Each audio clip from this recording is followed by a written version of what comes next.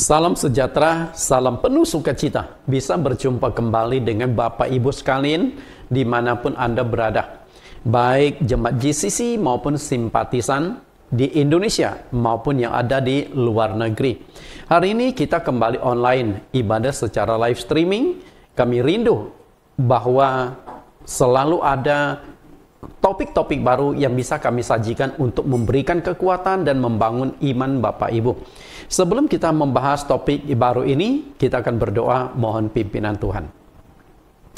Di dalam nama Tuhan Yesus Kristus kami berdoa, Tuhan dan Juru Selamat yang hidup, Yesus Kristus, kami bersyukur Engkau tetap menyertai memimpin kami, sehingga walaupun waktu berganti minggu demi minggu, tetapi ada topik-topik baru yang kami munculkan agar melalui pengajaran-pengajaran firman Tuhan, jemaat dikuatkan, jemaat diberikan penghiburan, dan jemaat dituntun masuk ke dalam seluruh kebenaran. Karena kami tahu bahwa kami rindu Engkau hadir dan menyertai kami, baik di dalam kehidupan di dunia maupun perjuangan kami untuk memperoleh kehidupan yang kekal. Engkau ingatkan kami, Engkau ajarkan kami, Engkau nasihati kami melalui kebenaran firman-Mu yang akan kami dengar pada saat ini. Kami siap belajar di dalam nama Tuhan Yesus Kristus. Amin. Bapak Ibu, saya saat ini akan memberikan satu tema yang baru, mini seri yang hanya terdiri dari 3 sesi dengan judul Binasa di Tengah Jalan. Nah, ini adalah tema baru, tapi mini seri ini hanya terdiri dari 3 sesi. Kita akan lihat 3 seri tersebut. Yang pertama adalah gagal di tengah jalan atau binasa di tengah jalan. Kita akan membahas tentang istri Lot yang menjadi tiang garam. Dia gagal di tengah jalan. Lalu yang kedua adalah seorang nabi muda yang dibohongi oleh nabi tua yang juga mengalami kegagalan di tengah jalan. Dan yang ketiga adalah perjalanan bangsa Israel dari Mesir menuju ke tanah Kanaan, dan itu adalah kegagalan yang sangat parah. Dari sekitar 2 juta orang yang keluar dari Mesir menuju ke tanah Kanaan, namun hanya 2 orang yang bisa masuk ke tanah Kanaan, yaitu Yosua dan Kaleb. Sangat mengerikan. Oke.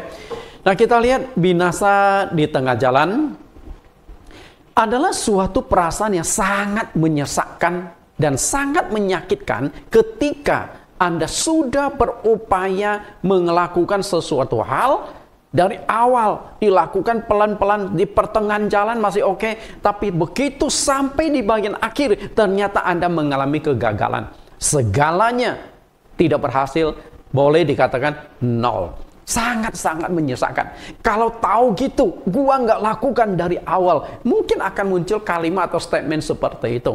Karena kalau kita tahu akan gagal, ngapain kita lakukan? Betul? Tapi karena kita tidak tahu, maka kita sudah lakukan. Waktu, tenaga, uang, pikiran sudah kita korbankan sepanjang ini. Bahkan di bagian sampai akhirnya ketika kita yakin sudah akan gol, sudah akan berhasil, ternyata gagal. Menyakitkan nggak? Sangat menyakitkan. Menyesakkan nggak? Sangat-sangat menyesakkan. Saya hobi mancing. Okay? Saya hobi mancing, saya hobi nyelam. Dan ya, saya kalau ada waktu, saya punya tim untuk mancing. Bahkan ada beberapa pendeta juga yang sama-sama hobi mancing. Tapi biasa kami mancing itu hari Senin. Katanya biasa hari Senin itu hari liburnya pendeta ya. Karena kan pendeta paling sibuk kan Jumat, Sabtu, Minggu. Nah, kemudian setelah 3 hari full, lalu hari Senin dia libur, lalu hari Selasa, Rabu, Kamis, Jumat, Sabtu sampai Minggu lagi berbagai kegiatan lagi. Nah, kadang-kadang kalau ada waktu liburan, saya juga suka mengajak anak saya. Nah, ini anak saya nih. Nah, ini lagi mancing. Kalau nggak salah ini masih Kepulauan Seribu. Oke, ini masih Kepulauan Seribu. Dan kebetulan kapal yang kami naiki pada saat ini adalah kapal Hendrita 3. Itu yang punya adalah Pak Budi, bosnya Nippon Paint di Indonesia. Jadi Pak Budi kebetulan orang Kristen, salah satu teman nyelam saya itu adalah Pak Budi. Nah, ini hasil yang diperoleh. Ya lumayan lah, ikan besar-besar. Nah, kalau ada yang bisa mancing siang hari, kalau kemudian malam hari kami turun untuk menangkap ikan. Nah, Bapak Ibu, kita membayangkan mancing saja. Kadang-kadang ketika kita sudah tunggu nih lama, pancingan nggak disentuh, tiba-tiba shoot, pancing kita ada yang gigit. Nah, kita kan senang tuh. Lalu kita mulailah gulung tali pancing, gulung-gulung sampai kelihatan ikannya, oke? Ikannya sudah kelihatan, sudah besar, senang kan kita. Mulai kita tarik, sudah di depan perahu itu ikan, tiba-tiba benangnya putus. Apa yang terjadi? Nyesaknya langsung lemas tuh. Pada waktu kita lagi gulung benangnya, walaupun ratusan meter panjangnya, karena ada ikannya, kita tetap semangat, walaupun capek, walaupun pegal, kita gulung terus, karena ada ikan yang berhasil dia tangkap. Tapi begitu sampai di perahu, tiba-tiba cus, ikannya kabur, karena benangnya putus. Sangat-sangat menyesakkan, ya. Betul? Karena itulah, demikian pula tema yang akan kita kupas pada saat ini. Ada 3 tema, dari tema yang sama, binasa di tengah jalan, ada 3 judul yang akan kita kupas. Yang pertama adalah istri Lot menjadi tiang garam. Yang kedua, nabi muda mati diterkam oleh singa gara-gara dibohongi oleh nabi tua. Kemudian yang ketiga adalah perjalanan bangsa Israel dari Mesir menuju ke tanah Kanaan. Dari 2 juta orang, namun yang bisa masuk ke tanah Kanaan itu hanya 2 orang. Sisanya itu berumur 40 tahun ke bawah. Karena mereka itu 40 tahun di padang gurun, dan selama itu banyak yang melahirkan di padang gurun. Ya. Nah, hari ini yang akan kita kupas itu adalah seri yang pertama, istri Lot menjadi tiang garam. Karena ada kebenaran-kebenaran yang sangat penting yang ingin saya sampaikan melalui pengajaran tentang gagal di tengah jalan. Jangan sampai kita juga mengalami hal yang sama. Gara-gara kondisi-kondisi tertentu, kita berjuang ingin masuk surga, tapi gagal di tengah perjalanan. Kita akan kupas tema hari ini. Kisah istri Lot yang menjadi tiang garam dicatatkan di dalam kitab Kejadian pasal yang ke-18 sampai pasal yang ke-19.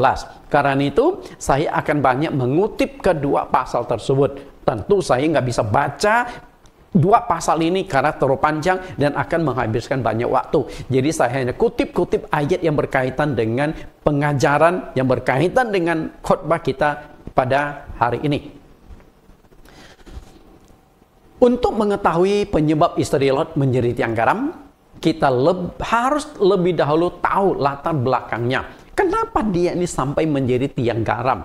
Dalam kondisi apa? Mau kemana? Apa penyebabnya? Nah, itu kita harus pelajari dulu latar belakangnya.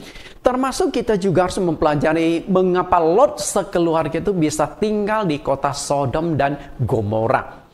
Mungkin bagi kita orang Kristen atau Anda yang sering membaca Alkitab, kata Sodom Gomora mungkin sudah tidak asing lagi bagi kita. Karena kita pernah tahu bahwa kota Sodom dan Gomora itu pernah ditunggang-balikan, pernah dibakar oleh Allah dengan api dan belerang, sehingga begitu banyak manusia yang binasa di kota Sodom dan Gomora. Sebenarnya yang dihancurkan oleh Allah itu bukan hanya 2 kota. Selama ini kita hanya tahu Sodom Gomora karena di dalam kitab Kejadian pasal 18-19 itu memang hanya dicatatkan 2 kota, Sodom dan Gomora. Tapi sebenarnya ada 4 kota. Mungkin 2 ini kota yang lebih kecil.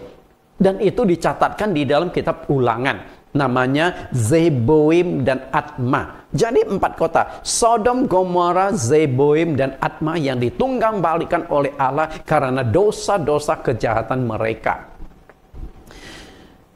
Kejadian pasal 11 ayat 27. Kita lihat dulu latar belakang. Kenapa Lot sekeluarga bisa sampai ke kota Sodom dan Gomora? Inilah keturunan Terah. Terah memperanakan Abraham, Nahor, dan Haran. Dan Haran memperanakan Lot. Kita lihat di sini dimunculkan 3 nama. 5 nama malahan, oke? 5 nama. Tapi 5 nama ini, satu keluarga ini dimulai dari Tera. Ada Tera, Abraham, Nahor, Haran, dan Lot. Mungkin lebih jelas saya buatkan skema demikian. Tera punya 3 anak laki-laki.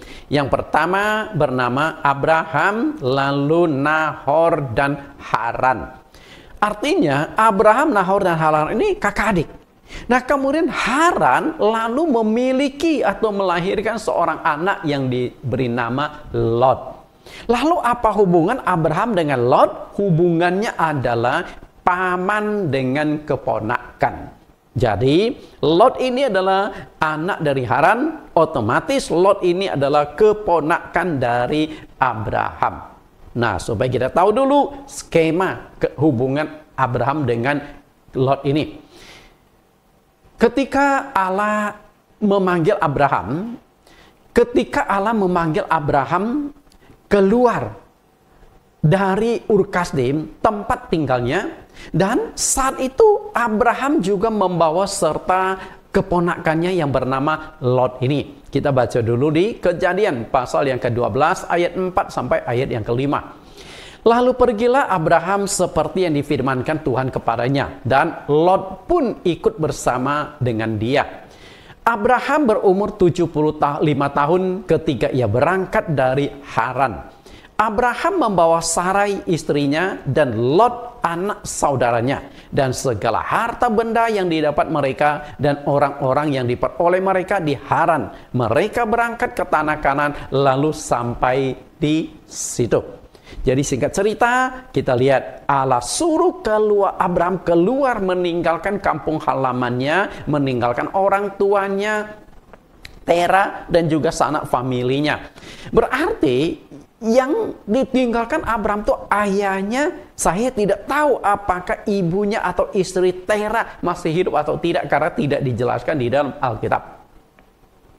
Oke. Nah, waktu Abraham keluar, Lot juga ikut bersama dengan pamannya. Lot diajak. Kenapa atau alasan apa Lot ini diajak oleh Abraham ikut pergi bersama dengan dia meninggalkan kampung halamannya?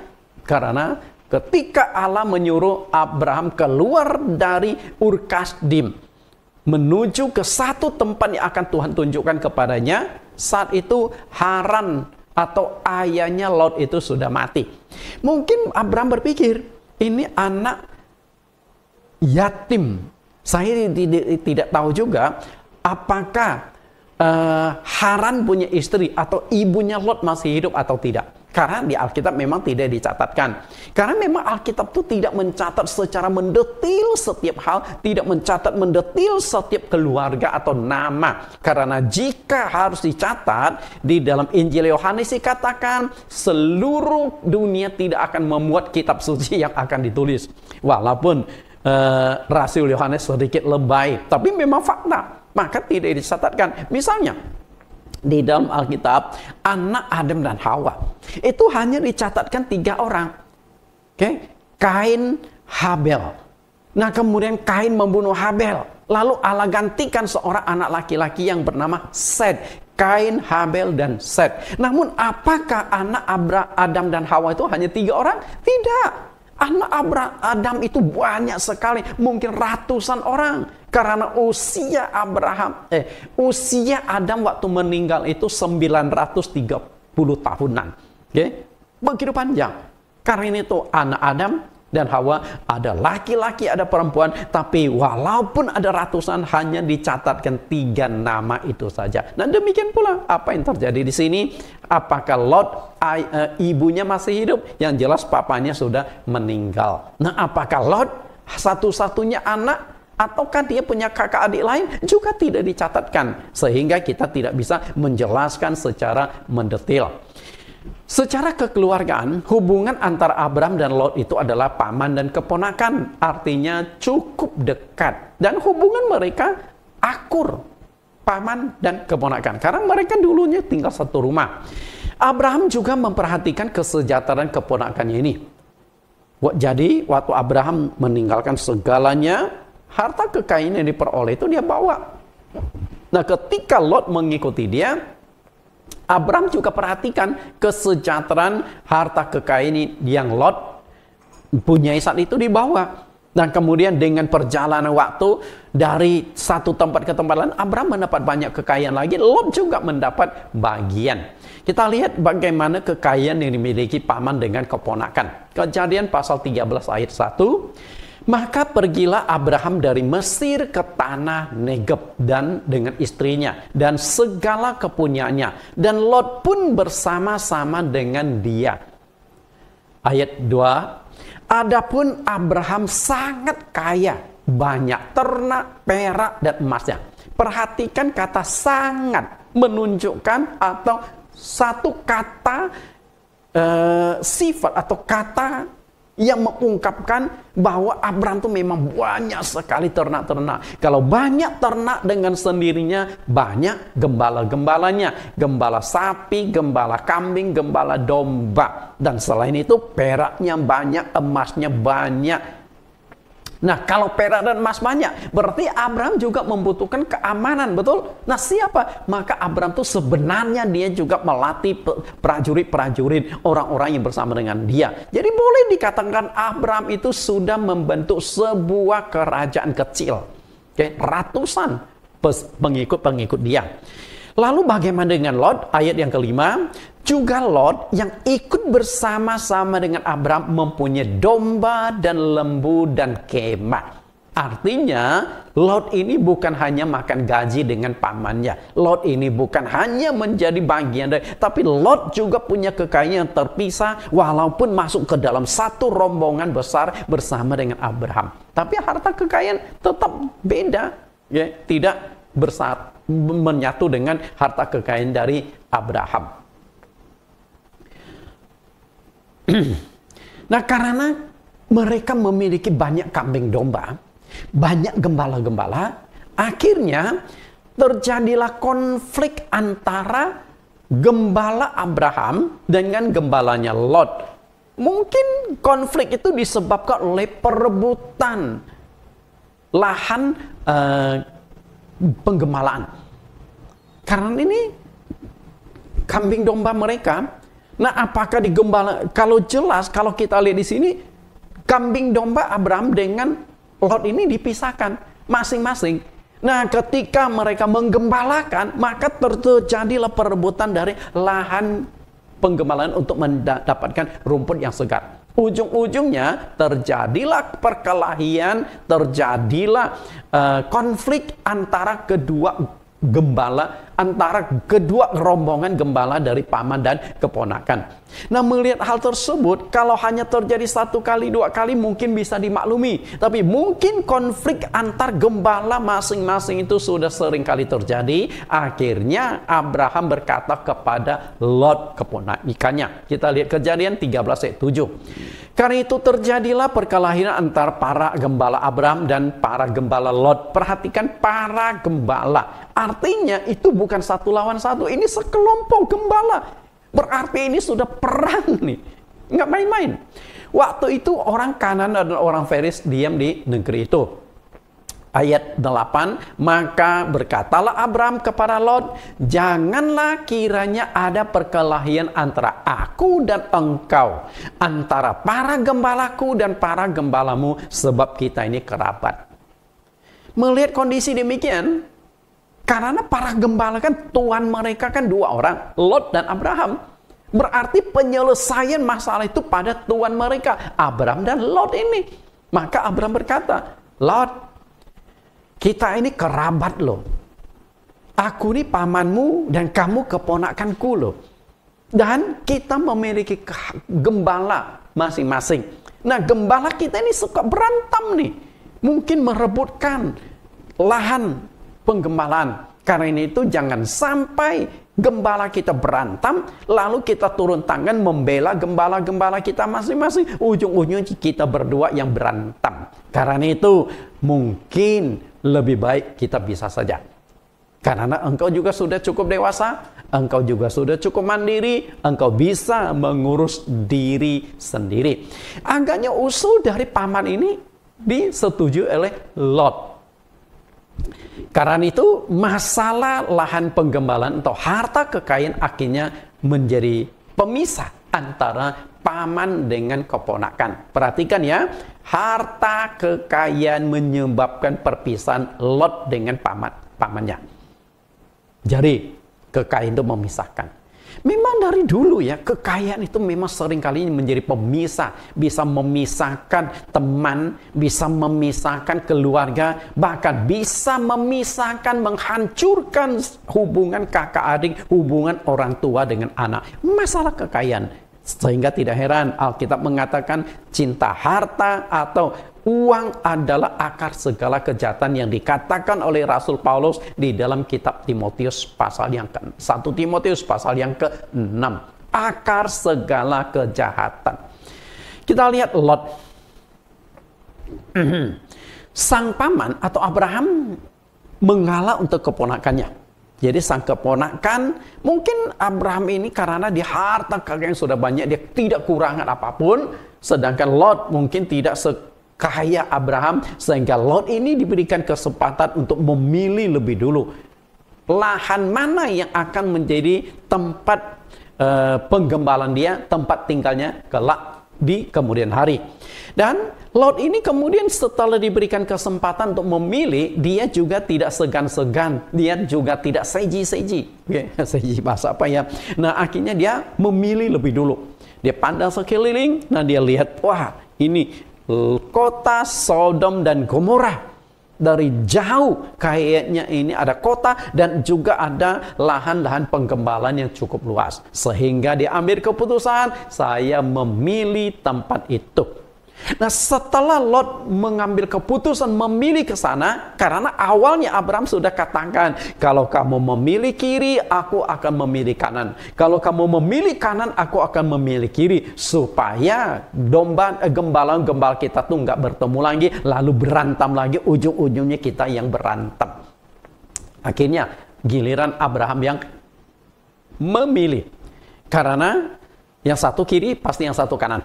Setelah Lot selesai memilih, barulah Abraham melayangkan pandangan matanya ke sekeliling dan dia memilih tempatnya mana? Tanah Kanaan. Jadi Bapak Ibu, yang saat ini ribuan tahun peperangan terjadi di Timur Tengah antara Israel dengan Palestina, sebenarnya cikal bakalnya itu ada di sini. Jauh sebelum ada Palestina, jauh sebelum Filistin menguasai tanah Kanaan, Abraham itu sudah diizinkan Allah untuk menguasai tanah Kanaan. Oke. Inilah awal mula Abraham mengenal dan tinggal di tanah Kanaan yang akhirnya dijanjikan oleh Tuhan menjadi harta pusaka, menjadi tanah warisan untuk Abraham keturunannya, yang akhirnya keturunan Abraham itu kita kenal dengan bangsa Israel, umat ya Israel atau bangsa Yahudi yang saat ini ada di Timur Tengah. Jadi ini kisahnya. Penduduk kota Sodom dan Gomora itu terkenal sangat-sangat jahat di mata Tuhan. Dan kejahatan mereka itu akhirnya artinya tidak bisa lagi ditoleransi. Batasnya sudah kelewat parah. Kejadian 13 ayat 13. Adapun orang Sodom sangat jahat dan berdosa terhadap Tuhan. Apakah Lot tahu bahwa kondisi orang-orang di kota Sodom ini sangat jahat? Belum. Mungkin setelah dia tetapkan saya akan pergi ke arah sana, dia waktu berangkat sampai di sana, setelah menetap di tengah-tengah orang-orang Sodom Gomora, mungkin baru Lot tahu, tapi sudah tanggung karena dia sudah ambil keputusan, sudah menetap di sana. Karena kejahatan dari orang-orang Sodom, Gomora dan sekitarnya itu sangat-sangat mengerikan, akhirnya Tuhan punya rencana akan memusnahkan kota Sodom dan Gomora. Dan rencana pemusnahan tersebut akhirnya Allah sampaikan kepada Abraham. Itu dicatatkan di dalam Kejadian pasal yang ke-18 ayat yang ke-20 sampai 22. Allah kasih tahu bahwa sebenarnya saat ini Tuhan ini sedang turun dari sorga didampingi oleh 2 orang malaikatnya, dan Awalnya Abram juga tidak tahu bahwa ini adalah Tuhan dengan 2 malaikat. Karena saat itu, kalau kita baca di dalam Kejadian pasal yang ke-18 dari ayat pertama, Abraham lagi duduk di depan rumahnya, tiba-tiba dari jarak jauh dia melihat ada 3 orang sedang berjalan ke arah tempat tinggalnya. Setelah itu Abram cepat-cepat menyamperin ketiga orang ini, lalu mengajaknya masuk ke rumah, dijamu, dipotong hewan, kasih keju, minuman, basuh kaki dan sebagainya. Intinya 3 tamu yang sebenarnya Abram tidak kenal sama sekali dilayani dengan baik. Nah, belakangan barulah Abram tahu bahwa tamu yang dia layani itu ternyata itu bukan orang sembarangan, Tuhan dengan 2 orang malaikat. Kita lihat bagaimana setelah mereka makan kenyang, lalu Tuhan menyuruh 2 malaikatnya pergi survei dulu ke kota Sodom dan Gomora. Benar nggak sih bahwa keluhan-keluhan orang tentang dosa Sodom Gomora ini sampai ke hadir Allah, sampai Allah ingin memastikan sebelum melakukan penghancuran total? Maka ketika dua malaikat itu sudah berangkat ke Sodom Gomora, Allah masih ngobrol dengan Abraham. Saat itulah Allah menyampaikan berita itu kepada Abraham. Dan begitu Abraham mendengar Allah akan menghancurkan, akan menunggang-balikan kota Sodom dan Gomora, Abraham kaget. Kenapa demikian? Karena dia tahu persis bahwa keponakannya Lot sekeluarga saat ini tinggal di kota Sodom. Apa yang harus dilakukan Abraham? Saya yakin kalau zaman dulu itu ada handphone, langsung Abraham telepon, Lot segera keluar. Dia WhatsApp, mungkin selfie berduaan Abraham sama Allah. Lot, ini saya bersama Allah loh, bersama dengan Tuhan. Dia sampaikan kepada aku bahwa akan menghancurkan kota Sodom dan Gomora. Cepat keluar dari sana. Tapi zaman dulu kan nggak seperti ini. Apalagi jaraknya jauh kan. Mungkin waktu juga terbatas. Sehingga yang dilakukan oleh Abraham itu adalah memohon belas kasih Tuhan agar Lot ini diselamatkan. Cuman Abraham ini supaya tidak terkesan egois, akhirnya Abraham tuh memulai dari angka yang besar. Tuhan, kalau di kota Sodom Gomora ada 50 orang benar, apakah engkau menghancurkan? Tuhan jawab, enggak. Kalau ada 50 orang, lalu Abraham turun 45, 40, turun, sisa 10. Oke, kita lihat pasal 18 ayat 20. Sesudah itu berfirmanlah Tuhan, sesungguhnya banyak keluh kesah orang tentang Sodom dan Gomora, dan sesungguhnya sangat berat dosanya. Baiklah, aku turun untuk melihat apakah benar-benar mereka telah berkelakuan seperti keluh kesah orang yang telah sampai kepadaku dan atau tidak. Aku hendak mengetahuinya.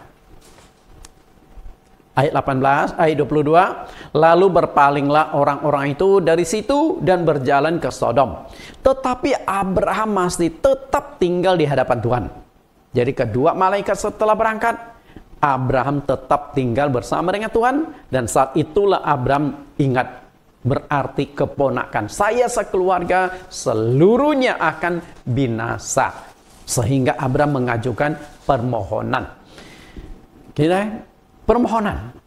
Lalu apakah permohonan Abraham itu dikabulkan sehingga kota Sodom dan Gomora tidak dihancurkan? Bapak Ibu yang saya kasih, Anda tahu nggak seberapa parah kejahatan dari orang Sodom dan Gomora? Sampai Allah turun, survei, sampai Allah punya niat menghancurkan, menunggang-balikan, membakar kota Sodom, Gomora, Zeboim dan Adma dengan api dan belerang. Kita lihat berapa parah kejahatan mereka berdasarkan doa Abraham. Pasal 18 ayat 32 katanya, janganlah kiranya Tuhan murka kalau aku berkata lagi sekali ini saja.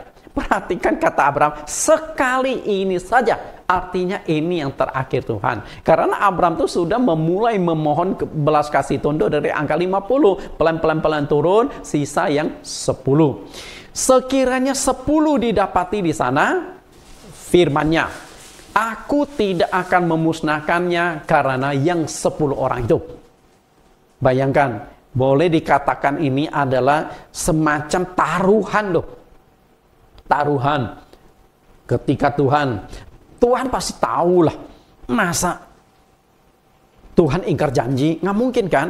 Artinya Tuhan tahu bahwa di kota Sodom dan Gomora itu nggak sampai 10 orang yang benar seharusnya. Kenapa saya katakan demikian? Karena faktanya Tuhan tetap menghancurkan kota Sodom dan Gomora, betul? Ayat 33, lalu pergilah Tuhan setelah ia selesai berfirman kepada Abram, dan kembalilah Abram ke tempat tinggalnya. Jadi, sebenarnya Abram juga berharap cemas. Berharap agar kota Sodom dan Gomora tidak dihancurkan. Cemas, andai kata Sodom dan Gomora dihancurkan, bagaimana dengan Lot keponakanku? Pasti binasa juga. Jadi, boleh dikatakan Abram nggak bisa tidur. Karena memikirkan Lot kesayangan. Karena satu sisi Lot ini memang keponakan yang disayang Abram, tapi sisi lain Abram juga punya tanggung jawab kepada keluarganya, kepada orang tua Lot, kepada kakeknya Lot, yaitu Tera, karena dia yang membawa Lot itu bersama dengan dia. Faktanya, Allah tetap menghancurkan kota Sodom dan Gomora. Apa yang Anda tangkap dari fakta ini? Faktanya adalah orang benar di kota Sodom, Gomora, Zeboim, Admah, dari 4 kota ini tidak sampai 10 orang. Mengerikan nggak? Mengerikan. Artinya Tuhan kan tahu yang mana yang masih layak diselamatkan. Yang seperti doa Abram, kalau ada 10 orang masih benar, masih layak diselamatkan, apakah engkau akan hancurkan? Tuhan berkata, enggak, aku tidak akan hancurkan. Tapi faktanya Tuhan hancurkan. Berarti orang benar yang masih layak diselamatkan tidak sampai 10 orang. Yang cilakanya adalah dari 10 orang ini, Lot bersama dengan keluarganya di sana. Berapa orang jumlahnya? 4 orang. Lot bersama dengan istrinya dan 2 putrinya. Dan kedua putri Lot ini sebenarnya juga sudah punya pacar dan sudah mau menikah. Artinya Lot ini sudah hampir menjadi orang tua dari hampir memiliki menantu. Menantu. Tapi faktanya malaikat itu sudah sampaikan kepada Lot dan sekeluarga lo, Lot, siapa saja yang perlu engkau selamatkan, cepat bawa mereka keluar, karena sebentar lagi Sodom Gomora akan dihancurkan oleh Tuhan. Dan Lot akhirnya melalui putrinya, atau mungkin juga langsung panggil 2 calon menantunya, karena dia tahu 2 menantu ini, calon menantu ini akan dampingi kedua putrinya. Dipanggil, kalian berdua segera ikut saya keluar, tinggalkan kampung halaman kalian, tinggalkan kota Sodom dan Gomora, karena Tuhan akan musnahkan kedua kota ini. Bagaimana reaksi calon menantu Lot? Mereka nggak percaya. Nah, ketika hal ini disampaikan kepada 2 menantu, calon menantu, mungkin 2 calon menantu juga sampaikan kepada orang tua mereka masing-masing.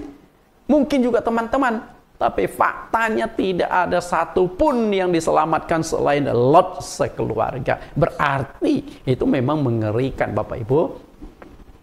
Berkat doa Abraham, Lot sekeluarga diselamatkan. Doa Abraham tidak sia-sia. Walaupun Tuhan, Lot ini, walaupun Abraham meminta 10 orang, tapi nggak sampai 10, semuanya binasa. Tapi Lot tetap diselamatkan oleh Tuhan. Kejadian 19 ayat 29. Demikianlah pada waktu Allah memusnahkan kota-kota di lembah Yordan dan menunggang-balikkan kota-kota kediaman Lot. Maka Allah ingat kepada Abraham, lalu dikeluarkannyalah Lot dari tengah-tengah tempat yang ditunggang-balikkan itu. Perhatikan kalimat yang saya buat kelap-kelip. Allah ingat kepada Abraham. Berarti Lot ini diselamatkan bukan karena jasa dia, bukan karena hubungan baik dia dengan Tuhan, tapi Tuhan memandang sang paman, yaitu Abraham. Kalau Abraham tidak meminta, kemungkinan Lot juga akan jadi korban. Karena itu, jangan anggap enteng doa. Kita ingin selamatkan orang itu, kita ingin injili, terutama hamba-hamba Tuhan, terutama penginjil-penginjil. Ketika engkau ingin menyelamatkan seseorang, engkau harus barengan dengan doa. Tidak bisa dengan kekuatan sendiri, tapi dengan kekuatan doa, Tuhan buka hatinya, Tuhan menyelamatkan dia, Tuhan pilih dia. Anda ini hanya menjadi alatnya Tuhan. 4 orang, Lot dan istrinya bersama dengan putri mereka. Sekeluarga, 4 jiwa. Namun ada syarat yang Tuhan tetapkan bagi Lot sekeluarga, agar mereka diselamatkan ketika melarikan diri dari kebinasaan yang sudah ada di depan mata itu. Apa syarat dari Tuhan? Sebenarnya syarat dari Tuhan ini sangat mudah. Hanya dibutuhkan ketaatan, itu saja. Syaratnya apa? Tidak boleh menoleh ke belakang. Itu saja. Jadi Tuhan nggak suruh aneh-aneh, Tuhan nggak suruh macam-macam. Jadi dengan satu syarat saja, Lot, istrimu, anakmu, ingat ya, ketika kalian melarikan diri, meninggalkan kota Sodom dan Gomora, dan ketika Sodom dan Gomora itu dihancurkan, ditunggang-balikan, jika kalian mendengar suara gemuruh, jika kalian mendengar suara histeris, suara teriakan mengerikan, jangan menoleh ke belakang. Itu saja. Dan sayangnya Tuhan juga tidak kasih tahu, kalau kamu menoleh akan begini. Intinya adalah lakukan A, yang nggak usah tanya lagi. Bapak Ibu yang saya kasih.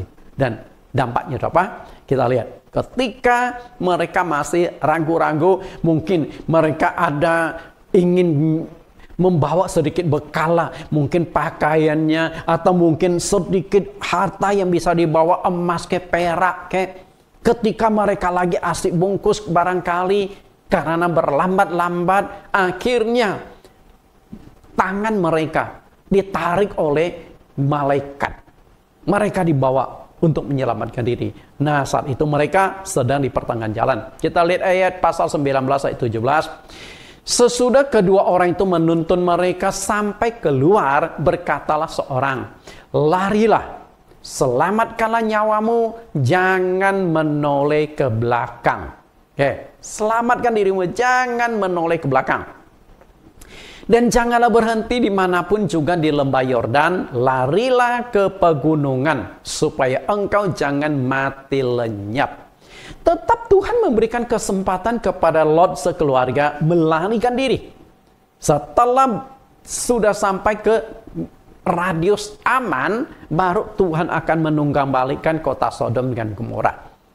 Dan akhirnya mereka saat itu mulai menyelamatkan diri.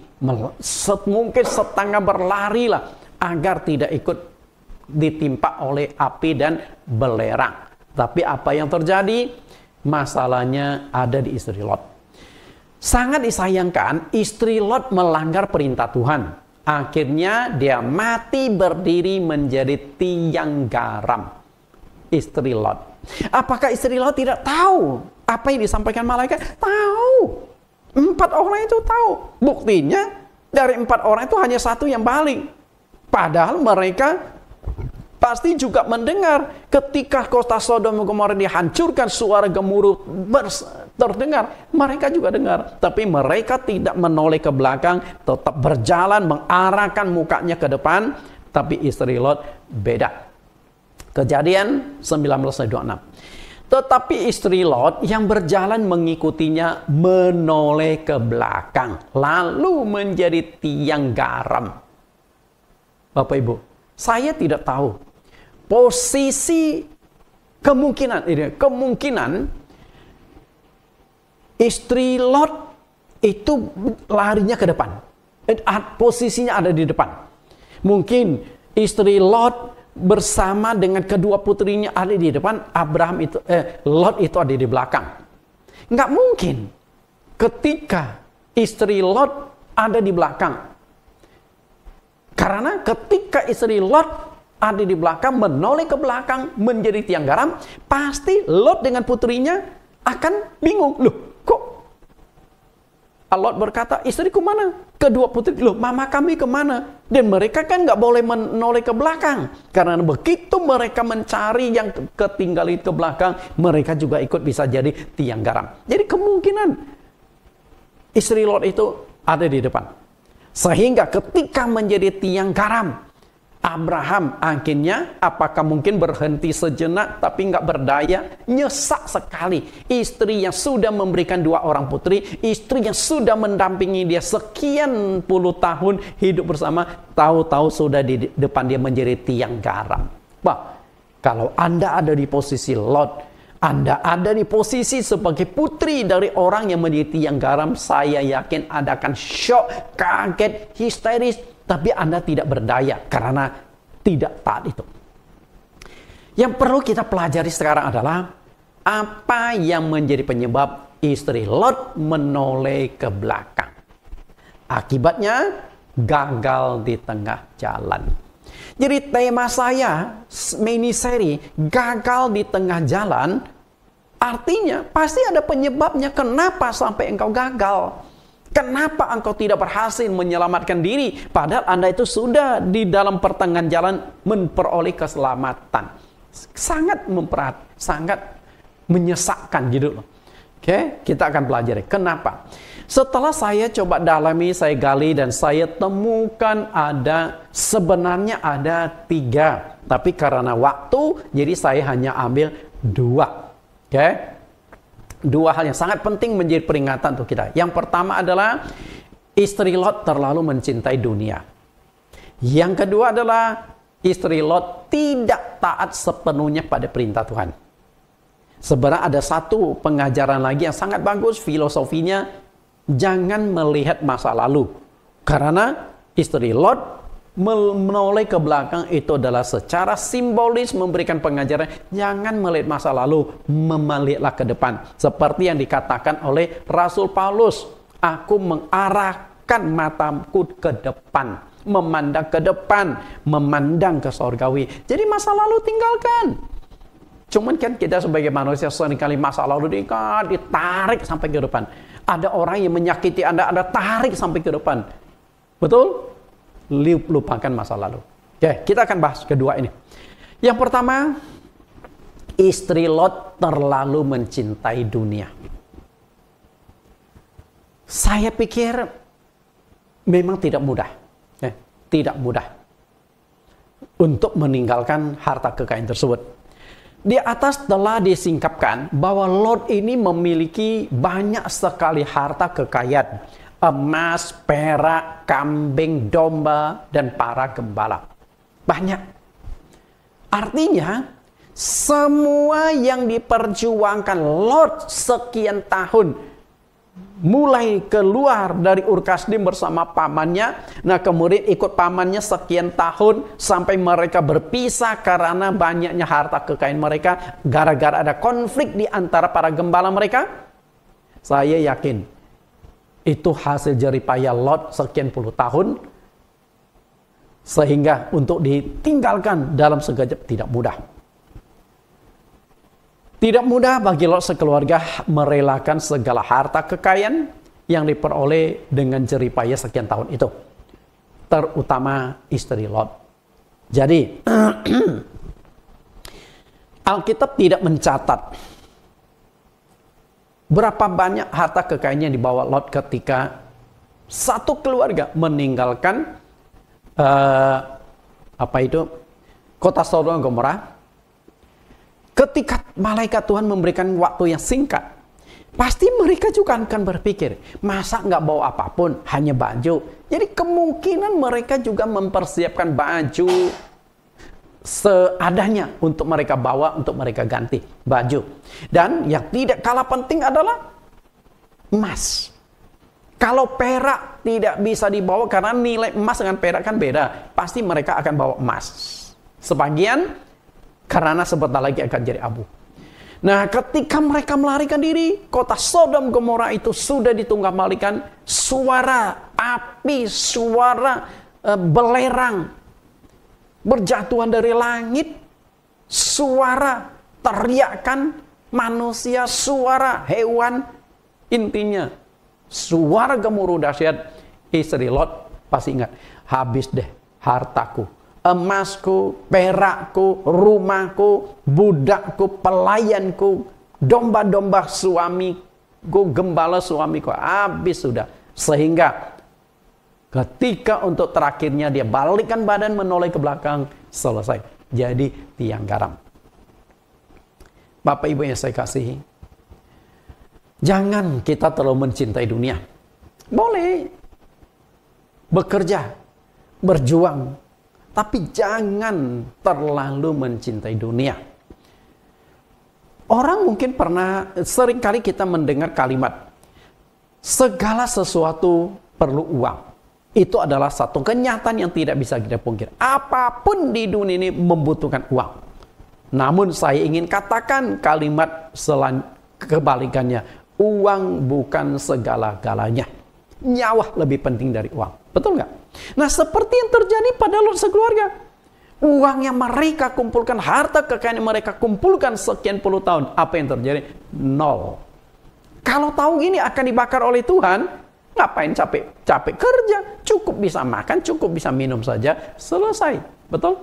Tapi karena tidak tahu bahwa akan mengalami kehancuran, kemusnahan, maka mereka berjuang mati-matian.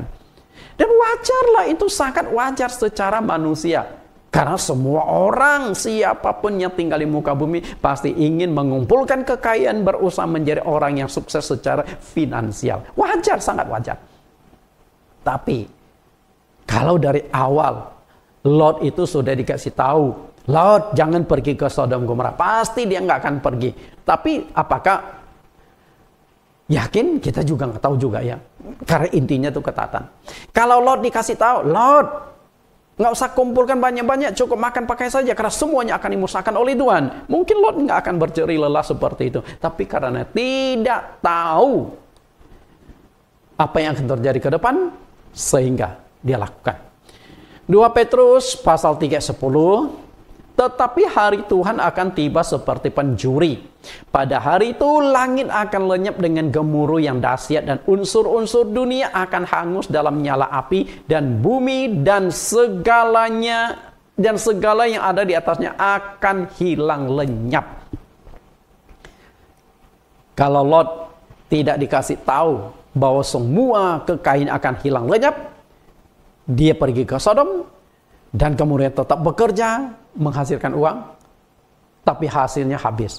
Mungkin bisa dimaklumi. Nah, kita perhatikan di sini. Ini firman Tuhan.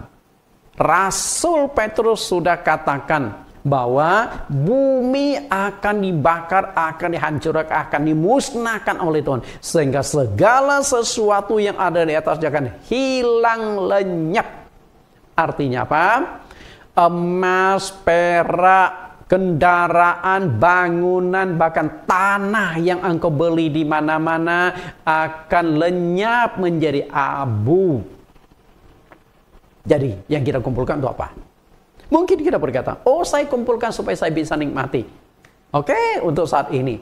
Dan apakah engkau tidak kekurangan? Banyak orang kaya loh. Kaya tapi pelit. Kasih persembahan ke gereja nggak pernah. Jadi lebih rela duitnya kekayaan dibakar suatu hari daripada dipersembahkan ke gereja untuk pengembangan kerajaan Tuhan. Jadi pola pikir kita nggak beres. Kasih Tuhan nggak berani. Dibakar untuk sampah berani.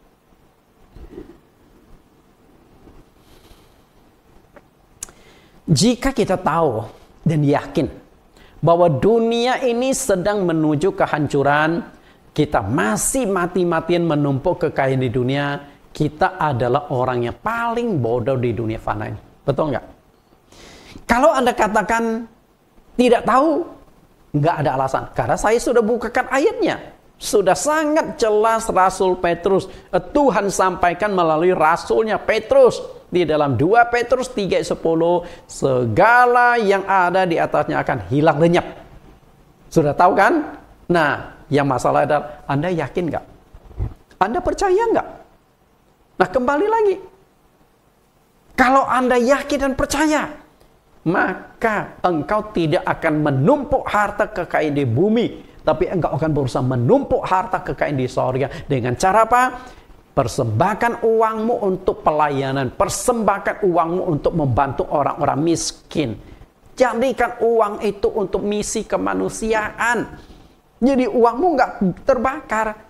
Karena engkau sudah mengumpulkan harta di sorga. Maka Tuhan Yesus ingatkan, jangan kumpulkan harta kekayaan di bumi. Karena di bumi ngengat dan kerat akan merusaknya. Kumpulkan hartamu di sorga.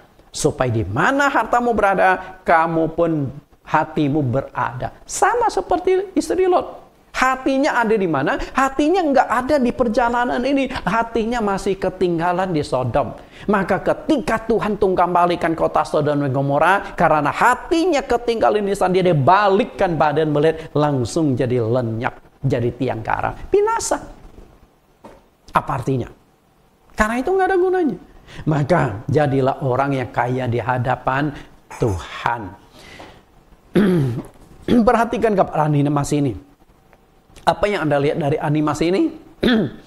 Kita ini ibarat seorang pemulung. Okay? Seperti seorang pemulung, yang namanya pemulung otomatis mereka itu mencari sesuatu yang berharga, ditumpukan sampah yang sebentar lagi sebenarnya akan dibakar. Saya punya satu yayasan namanya Yayasan Sorvia. Kami banyak melakukan kegiatan bakti sosial, membagikan sembako-sembako. Bahkan kami pernah satu kali membagikan 1000 paket sembako kepada pemulung-pemulung di Bantar Gebang, Bekasi. TPA, tempat pembuangan akhir, tempat pembuangan sampah. Nah, waktu sebelum kami membagikan, otomatis saya dengan tim harus survei dulu. Waktu kami survei, kami melihat ada sebuah gunung sampah. Ini gunung tapi sampah semua.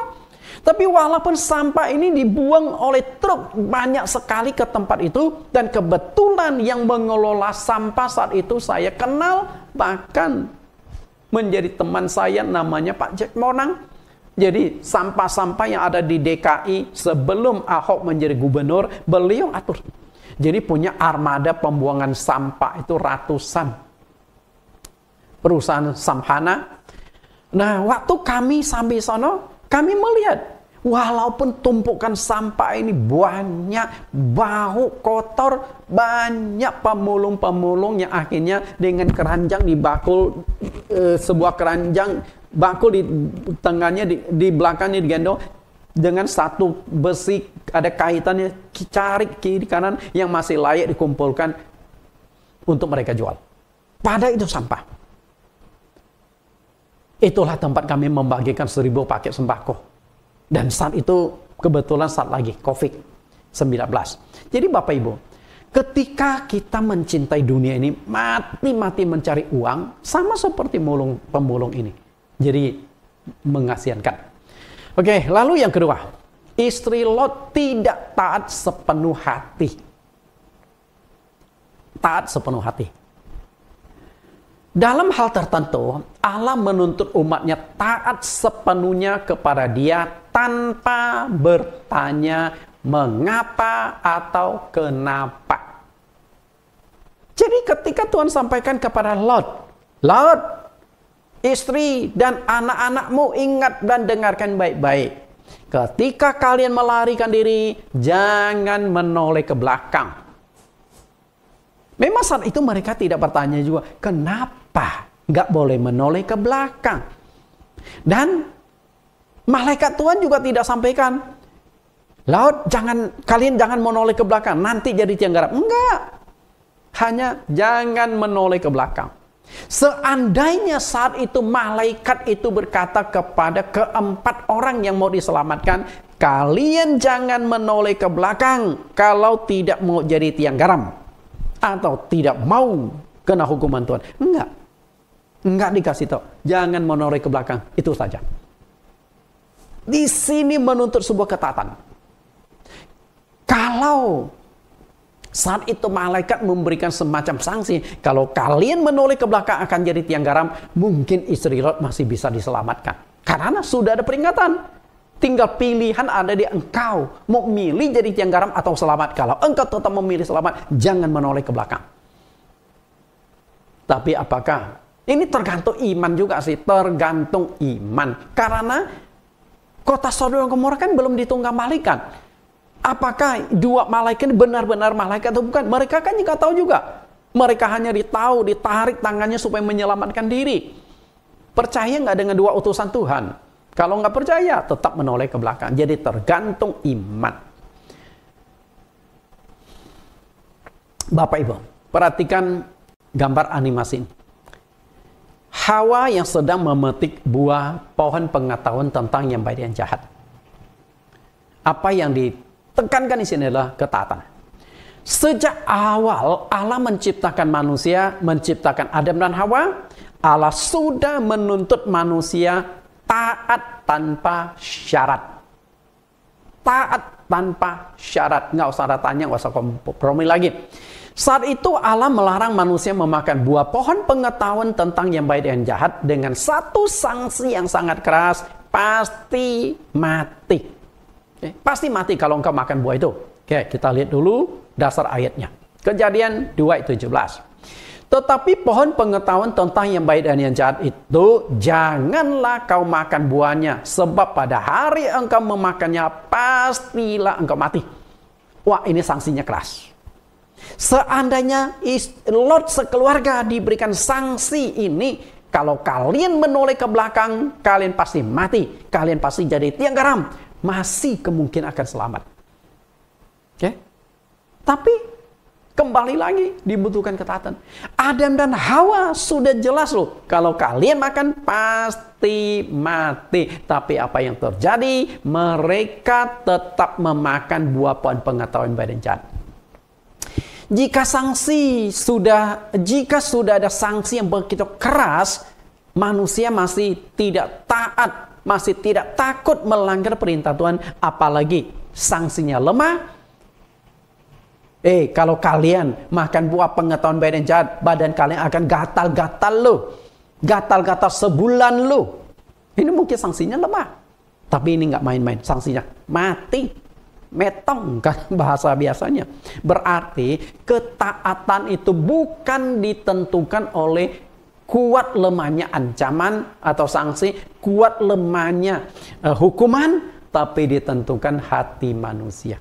Kalau engkau tidak mau taat, ancaman berat bagaimanapun tetap nggak akan taat. Tapi kalau Anda punya ketaatan di dalam hati, hanya mendengar saja Anda akan taati. Betul nggak? Okay. Lot dan kedua putrinya begitu dan mereka taat. Bahkan ketika orang yang mereka cintai, istri Lot ini menjadi tiang garam, mereka tetap tidak menoleh ke belakang. Ketika mereka melewati tiang garam ini, mereka tidak menoleh ke belakang lagi, tetap lari sampai tempat aman. Bapak Ibu saya kasih ketaatan. Sungguh tragis, istri Lot sebagai orang yang seharusnya selamat dari kebinasan, justru binasa di tengah jalan. Kalau tahu akan binasa di tengah jalan jadi tiang garam, mendingan nggak usah keluar sekalian dari kota Sodom dan Gomora. Tunggu aja di sana, tunggu mati. Ngapain capek-capek melarikan diri sampai ngos-ngosan, nggak ada gunanya. Tapi karena tidak tahu, binasa di tengah jalan. Maka tema yang saya berikan, binasa di tengah jalan, itu menjadi peringatan keras untuk kita semua. Yang dibutuhkan oleh Tuhan adalah ketaatan. Ketidaktaatan istri Lot menjadi penyebab utama mengapa dia mengalami kebinasan di tengah jalan yang menuju ke tempat yang aman. Jadi, peringatan yang sangat-sangat penting untuk kita perhatikan. Jadi, hari ini Anda ingin masuk surga? Anda ingin diselamatkan? Kuncinya juga sama. Jangan sampai kita ini sekarang, boleh dikatakan kita ini seperti istri Lot, seperti Lot sekeluarga, sedang melakukan perjalanan memperoleh keselamatan, dan perjalanan kita akan selesai ketika kita menghembuskan nafas kita yang terakhir. Setelah itu kita akan dihakimi. Karena Ibrani 9:27, manusia ditetapkan mati satu kali, sesudah itu dihakimi. Artinya, kita lolos nggak waktu penghakiman? Selamat nggak? Jangan sampai di tengah jalan kita mengalami kegagalan, jatuh dalam dosa. Ya sudah, selesai. Karena itu yang dibutuhkan Tuhan untuk memperoleh keselamatan hanya satu, ketaatan. Oke, kita lihat dialog Tuhan Yesus dengan seorang pemuda kaya. Saya memilih pemuda kaya karena istri Lot gara-gara masalah kekayaannya dia binasa. Lot bisa tinggal di kota Sodom Gomora juga karena berpisah dari pamannya gara-gara kekayaan. Maka kita akan belajar tentang kekayaan. Matius 19:16, ada seorang datang kepada Yesus dan berkata, "Guru, perbuatan baik apakah yang harus kuperbuat untuk memperoleh hidup yang kekal?" Perhatikan, hidup yang kekal. Artinya dia ingin masuk surga. Ini pemuda kaya loh, banyak duitnya. Karena itu dia sudah banyak beramal. Maka dia tanya, perbuatan baik. Berarti dia sudah banyak memberikan amal-amal dari kekayaan. Banyak menyumbang. Tapi setelah itu dia pikir, apakah dengan banyak beramal saja aku bisa selamat? Jadi konsepnya dengan berbuat baik selamat. Titus pasal 3:5. Pada waktu itu dia menyelamatkan kita bukan karena perbuatan baik yang telah kita lakukan, tetapi karena rahmat-Nya oleh permandian kelahiran kembali dan pembaharuan yang dikerjakan oleh Roh Kudus. Berarti berbuat baik itu bukan penentu keselamatan. Kalau Anda banyak berbuat baik, tapi nggak percaya Yesus, tetap nggak selamat. Kalau engkau percaya Yesus, tapi tidak taat pada firman, juga belum tentu selamat. Makanya Yesus katakan di Matius 7:21, bukan setiap orang yang berseru kepadaku Tuhan, Tuhan akan masuk ke dalam kerajaan sorga, melainkan dia yang melakukan kehendak Bapakku yang di sorga. Ketaatan. Jadi, Kristen tidak menjamin keselamatan, apalagi non-Kristen. Padahal Kristen itu seharusnya selamat loh. Karena Yesus katakan di Yohanes 14 ayat yang ke-6, "Akulah jalan kebenaran dan hidup, tidak seorang pun yang sampai kepada Bapa kalau tidak melalui aku." Oke, kita sekarang jadi Kristen, kita sudah percaya Yesus. Apakah selamat? Saya katakan belum tentu selamat. Yang Tuhan tuntut dari kita orang Kristen adalah ketaatan. Kita lihat jawaban Yesus kepada anak muda kaya ini. Ayat 17. Jawab Yesus, "Apakah sebabnya engkau bertanya kepadaku tentang apa yang baik? Hanya satu yang baik. Tetapi jikalau engkau ingin masuk ke dalam hidup, turutilah segala perintah Allah." Jelaskan, turuti segala perintah Allah. Ketaatan. Kalau enggak mau taat, Anda aktif ke gereja, semangat melayani, tetap belum tentu selamat.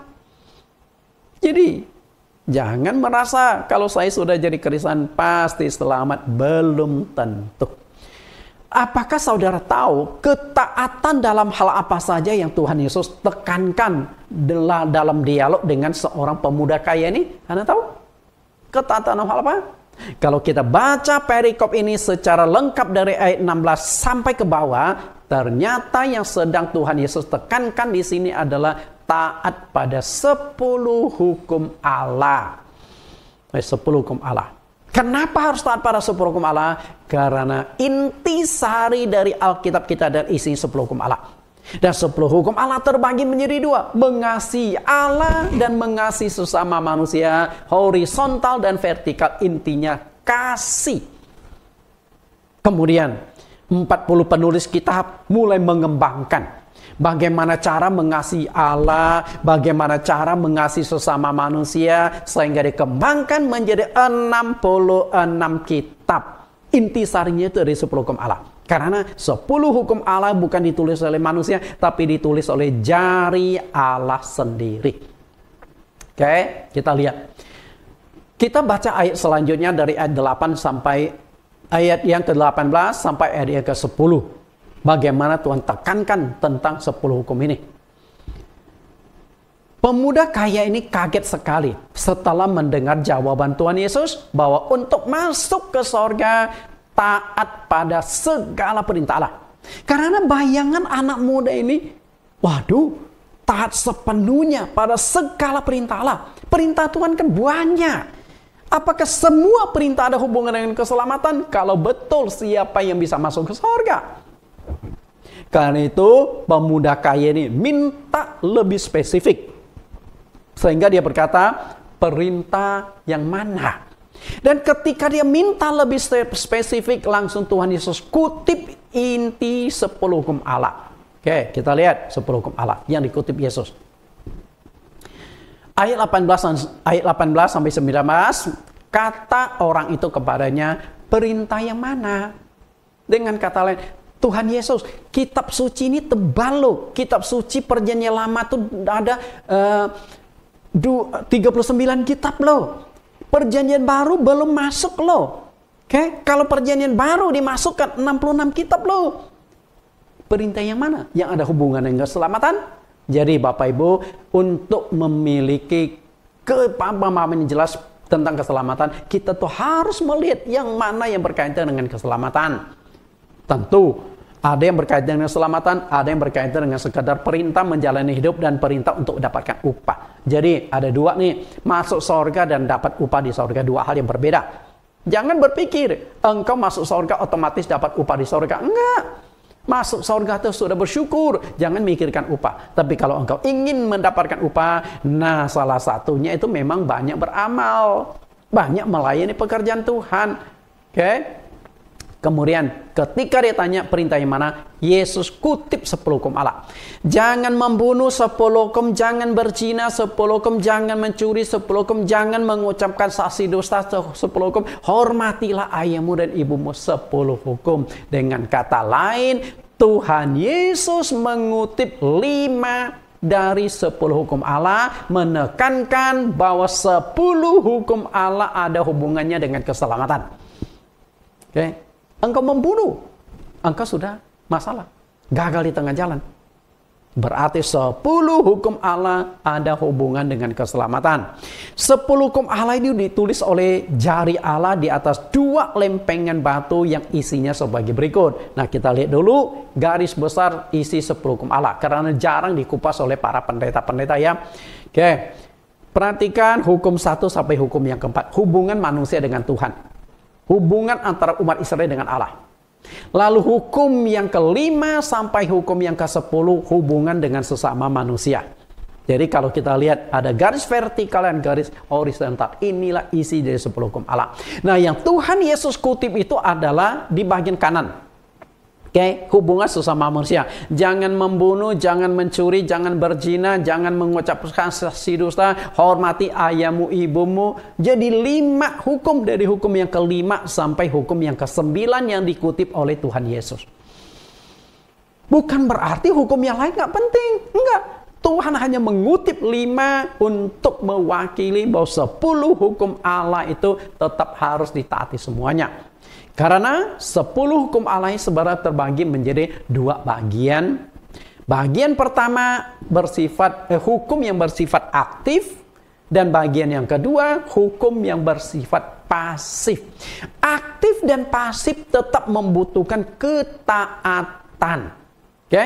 Hukum yang bersifat aktif artinya harus dilaksanakan. Sedangkan hukum yang bersifat pasif tinggal Anda hindari. Ketika Anda hindari, Anda sudah mentaati. Contoh, jangan membunuh. Anda tidak membunuh, Anda sudah taati firman itu. Itu yang disebut pasif. Oke, lihat kembali. Mana yang aktif dan mana yang pasif. Lihat nggak jelas. Yang pasif adalah ada kata jangan di depan yang saya cetak merah. Jangan, jangan, jangan. Ada 8 hukum. Tapi ada 2 hukum yang bersifat aktif. Hukum yang keempat, ingat dan kuduskan hari Sabat. Masih ada ketaatan. Lalu yang kedua, hormati ayahmu dan ibumu. Apakah engkau cukup angkat tangan hormat Bapak Ibu? Enggak. Anda menghormati ayahmu, Anda tunduk, Anda kasihani, Anda layani, Anda berbakti kepada orang tuamu, peliharalah mereka sampai mereka dipanggil oleh Tuhan. Berarti kan aktif, harus lakukan. Sama juga hukum yang keempat. Lakukan. Nah, di sini yang Tuhan tuntut adalah ketaatan. Banyak orang Kristen tidak taat. Saya heran. 2000 tahun loh orang Kristen tuh hanya pegang 9 dari 10 hukum Allah. Betul nggak? Mencuri, dia tidak lakukan. Berzina, dia tidak lakukan. Hormati orang tua, berbakti pada orang tua, masih dia lakukan. Tapi hukum yang keempat, ingat dan kuduskan hari Sabat. Dengan macam-macam tafsiran akhirnya hilang ketaatan. 10 hukum Allah adalah kesatuan hukum. Apa yang dimaksud dengan kesatuan hukum? Artinya adalah hukum itu tidak bisa dipisah-pisahkan, merupakan satu kesatuan. Mentaati yang 9 tetapi melanggar 1 berarti menjadi pelanggar hukum juga dan tetap kena sanksi. Saya berikan sebuah ilustrasi tentang kesatuan hukum. Nah, di sini perhatikan ada 10 rambu-rambu lalu lintas. Saya tidak tahu apakah Anda ngerti atau enggak. Urusan nantilah ngerti atau enggak. Dari 10 rambu-rambu ini, nah ini artinya. Oke, dari 10 rambu. Nah, ini kesatuan hukum. Mau 10, mau 20, mau 100, tetap kesatuan hukum. Jika Anda dari rumah ke gereja atau di jalanan, Anda menemukan 10 rambu lalu lintas, lalu Anda melanggar 1 rambu-rambu, katakanlah rambu yang keempat, dilarang parkir, Anda parkir, kena sanksi nggak? Kena. Mobilmu digeret, harus urusan dengan polisi, urus tilang, bayar denda. Betul? Bisakah Anda berkata kepada Pak Polisi, saya nggak mengerti apa itu simbol P, silang. Polisi nggak mau tahu. Kalau Anda tidak tahu, Anda harus cari informasi. Apa sih maksud itu? Atau Anda berkata pada Pak Polisi, dari gereja sampai ke rumah saya menemukan 10 rambu lalu lintas dan 9 sudah saya taati, ini 1, tolong deh Pak, bebaskan saya. Apakah bisa? Tetap kena tilang. Disinilah dibutuhkan ketaatan, kesatuan hukum. Lalu dari kesatuan hukum, jika langgar 1 dari 10 rambu lalu lintas, Anda kena sanksi, ditilang polisi. Bagaimana dengan 10 hukum Allah? Perhatikan di sini. Ini 10 hukum Allah. Anda taati 9 hukum, tapi melanggar hukum yang keempat. Ingat dan kuduskan hari Sabat. Apakah Anda lolos? Jadi orang Kristen, para teolog itu saya bingung. Kenapa hukum yang keempat itu dianaktirikan? 9 hukum ditaati. Kenapa dipisahkan? Salah tafsir. Betul nggak? Setiap hukum dari 10 hukum Allah menduduki posisinya sama. Melanggar 1 berarti melanggar semuanya. Betapa mengerikan pelanggaran itu. Kita lihat dulu. 10 rambu lalu lintas Anda langgar 1 dikenakan hukum. Demikian pula 10 hukum Allah Anda langgar 1 maka dianggap melanggar semua. Lebih berat loh. 10 rambu lalu lintas Anda langgar 1 kena 1. 10 hukum Allah Anda langgar 1 kena 10. Mengerikan nggak? Mengerikan. Oke, kita buktikan dasar ayatnya. Oke, ini berbicara 10 hukum Allah. Yakobus pasal 2 ayat 10-11 bicara 10 hukum Allah. Sebab barang siapa menuruti seluruh hukum itu, tetapi mengabaikan satu bagian daripadanya, ia bersalah terhadap seluruhnya. Sebab ia mengatakan jangan berzina, 10 hukum. Ia mengatakan juga jangan membunuh, 10 hukum. Jadi jika kamu tidak berzina tetapi membunuh, maka kamu menjadi pelanggar hukum juga. Anda sadar nggak? Anda sudah melanggar 10 hukum Allah. Walaupun engkau tidak berzina, engkau tidak membunuh, engkau tidak mencuri, tapi gara-gara engkau tidak taat pada hari Sabat, Anda tetap kena sanksi itu. Artinya, hari Sabat adalah hukum keempat dari 10 hukum Allah. Karena itu, yang Tuhan tuntut adalah ketaatan. Ketaatan. Nah, setelah anak muda ini mendengar semuanya itu, apa yang dia lakukan? Pada Tuhan minta lo 10 hukum Allah. Dia masih taat. Ketika Tuhan sampaikan, kalau engkau ingin sempurna, jualah seluruh harta kekayaanmu. Nah, ini masalah. Kata orang muda itu kepadanya, semua itu telah kuturuti, apalagi yang masih kurang? Kelihatan nekat ini. Ayat 21, kata Yesus kepadanya, jikalau engkau hendak sempurna, pergilah, jualah segala milikmu dan berikanlah itu kepada orang-orang miskin. Maka engkau akan beroleh harta di sorga, kemudian datanglah kemari dan ikutlah aku. Ketika orang muda itu mendengar perkataan itu, pergilah ia dengan sedih sebab banyak hartanya. Nah, seperti istri Lot, nggak taat. Karena hartanya terbakar. Nah, sama juga anak muda ini. Artinya apa? Untuk memperoleh keselamatan, ada harga yang harus dibayar.